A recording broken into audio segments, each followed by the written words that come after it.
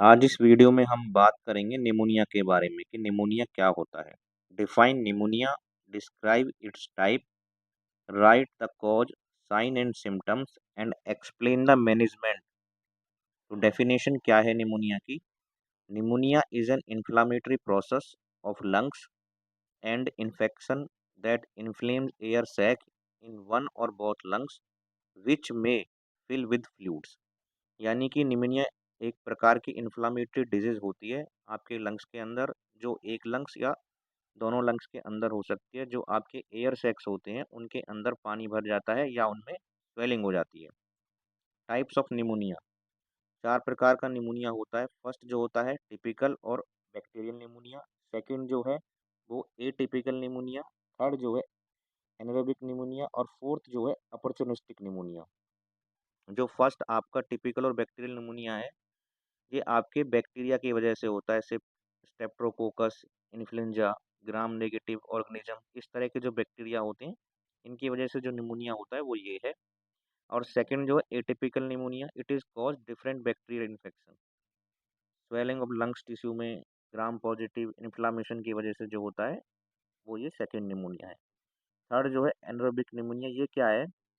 जब आपका fluid contents या आपके गले के सिक्रीशंस या कोई टॉक्सिन्स या एयर इन्फेक्शंस आपके रेस्पिरेटरी ट्रैक्ट तक पहुंचता है, तब ये निमोनिया होता है। जब आप पेशेंट को इंट्यूबेट करते हो और आपका कोई गैस्ट्रिक कंटेंट उसके लंग्स में चला जाता है, तब ये निमोनिया डेवलप होता है।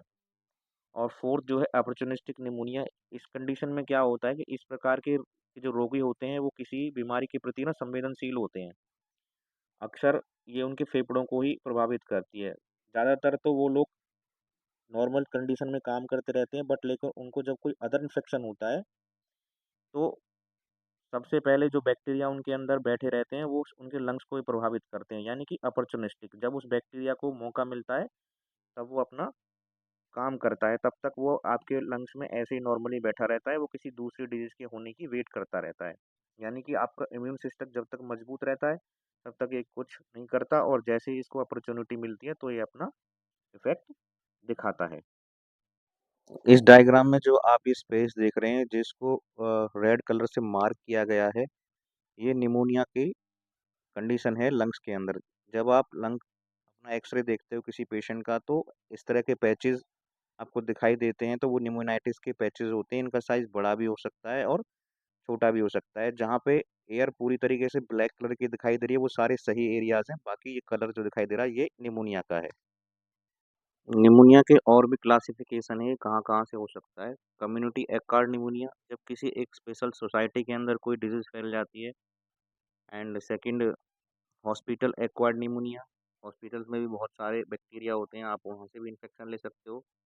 एस्पिरेशन निमोनिया, अगर कोई सलाइवा वगैरह आप एस्पिरेट कर जाओ या वोमिटिंग एस्पिरेट कर जाओ, उस कंडीशन में भी आपको निमोनिया हो जाता है। कॉज क्या क्या होते हैं? Bacteria infection, virus, fungal infection और प्रोटोजोआ का इन्फेक्शन, रेस्पिरेटरी और फूड फ्लूइड और वोमिटिंग का infection, inhalation of toxic chemical gases उसके इन्फेक्शन की वजह से भी, बहुत ज़्यादा स्मोकिंग करते हैं, dust, other cause, history of smoking बहुत ज़्यादा है, अपर रेस्पिरेटरी ट्रैक्ट इन्फेक्शन बार बार हो जाता है, या ट्रैकियल इंट्यूबेशन। आपने किसी हॉस्पिटल में किसी सर्जरी के लिए ट्रैकियल इंट्यूबेशन कराया हो और आप फुल स्टोमक हो, जिसकी वजह से आपका स्टोमक कंटेंट आपके माउथ के अंदर आ गया हो और आप एस्पिरेट कर गए हो, उस कंडीशन से भी आपको ये प्रॉब्लम हो सकती है। फोर्थ है malnutrition, fifth is dehydration, six है क्रोनिक डिजीज, सेवन्थ है एयर पोल्यूशन, एट्थ है एक्सपोजर टू कोल्ड, नाइन्थ है ऑक्यूपेशन। साइन एंड सिम्टम्स, इसके साइन और सिम्टम्स क्या होते हैं, आपको कैसे पता लगता है? फर्स्ट है फीवर, सेकंड है चिल्स, थर्ड है स्वेटिंग, फोर्थ है चेस्ट पेन, फिफ्थ है कफ, सिक्स है स्पूटम प्रोडक्शन, सेवन्थ है हिमोप्टिसिस खून की उल्टियाँ, एट्थ है dyspnoea, ninth is headache, tenth is fatigue यानी कि आपको थकान महसूस। ऑस्कल्टेशन रिबल्स, यानी कि ऑस्कल्टेशन कैसे पता लगता है? क्रैकल्स यानी कि घड़घड़ाहट की आवाज़ आती है, विजिंग, आपकी छाती के अंदर सीटी की सी आवाज़ आती है, जब आपका डॉक्टर आपने स्टेथोस्कोप से चेक करता है, इस तरह की आवाज़ें सुनाई देती हैं। और पेक्टोरी पेक्टोरिलोक्वी, छाती के अंदर जो है फुसफुसाहट की आवाज़। और इसके अलावा डिक्रीज्ड वोकल प्रीमाइटस, यानी कि स्वर भंगुरता की कमी भी इसमें महसूस होती है।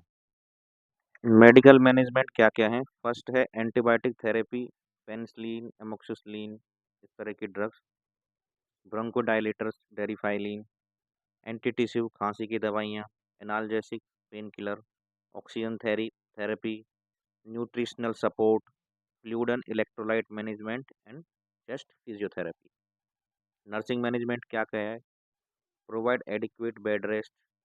Second, provide semi popular position, यानी कि बेड से 30 डिग्री हेड, यानी कि आपके पेशेंट के हेड को 30 डिग्री अप करके रखना है बेड से, popular position. Monitor vital signs, provide a quiet atmosphere to the patient. And fifth, use aseptic techniques to monitor the patient और monitor ABG of the patient. इस तरह के मैनेजमेंट नर्सिस मैनेजमेंट की तरफ से होने चाहिए।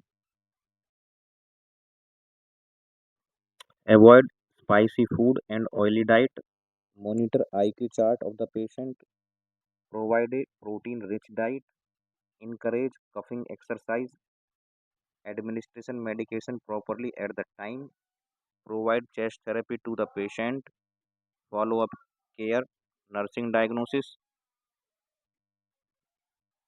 Number 1, ineffective airway clearance related to excessive secretion as evidenced by cough and breathing difficulty.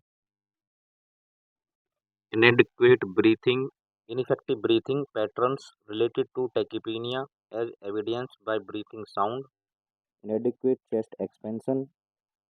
Third, activity intolerance related to decreased oxygen level as evidenced by cyanosis fatigue. इसमें ये बता रहा है कि आपको कि जब आपके पेशेंट को ब्रीथिंग इफेक्ट कम हो, चेस्ट एक्सपेंशन ना हो रहा हो, तो पेशेंट को ध्यान देना चाहिए। और दूसरे में जो आपके पेशेंट को नीलिमा, फेस पे नीलापन दिखाई दे रहा हो थोड़ा बहुत, या उसको थकावट महसूस हो रही हो, या उसका ऑक्सीजन लेवल डिक्रीज हो रहा हो। Complications, pleural effusion, lungs abscess, meningitis, pneumothorax and pericarditis, carditis and endocarditis.